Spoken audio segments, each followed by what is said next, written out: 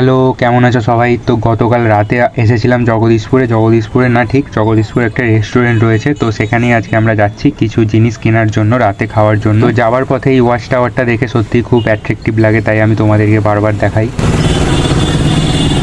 দেখো, এই জায়গাটাই কিন্তু কিছুদিন আগে রথের মেলা হচ্ছিল, এতটাই পরিমাণে ভিড় ছিল যে মানে একটা বাইক যাওয়ার পর্যন্ত জায়গা ছিল না। আজকে ফাঁকা। তো এসে গেছি আমরা রেস্টুরেন্টের সামনে। এখন চলো, তো রেস্টুরেন্টে এসেই আমি অর্ডার করে দিলাম 4 প্যাকেট মোগলাই। তো ওরা বানাচ্ছে দেখতে পাচ্ছ, আর আমি এখন বসে আছি, বসে ওয়েট করছি। তো চলো ফটাফট করুক, আমি তোমাদের দেখাচ্ছি কিভাবে ওরা করছে। আর রাত্রে অন্য কিছু না নিয়ে মোগলাই নেওয়ার একটাই কারণ, মোগলাইটা অনেকটা হয়, তো রাত্রে পেট ভরার জন্য কিন্তু একটা মোগলাই এনাফ আছে। আর এখানে মোগলাইয়ের প্রাইসও কিন্তু অনেকটাই কম ছিল, 70 টাকার মতো ছিল। আর হ্যাঁ, ভালো কথা, এই দোকানটায় যে আমরা কিনলাম কেউ চিনে থাকলে অবশ্যই বলবো। চলো এবারে আমরা যাচ্ছি ডানকুনির দিকে। এখন রয়েছে জগদীশপুর, এই রাস্তা ধরে সোজা যাবো ডানকুনির দিকে। ওখানে কেকও কিনবো, আজকে একটা কিছু সেলিব্রেট করতে হবে। তো কী সেলিব্রেট করতে হবে সেটা দেখতে হলে তোমাদের নেক্সট পার্টে চোখ রাখতে হবে। চলো টাটা।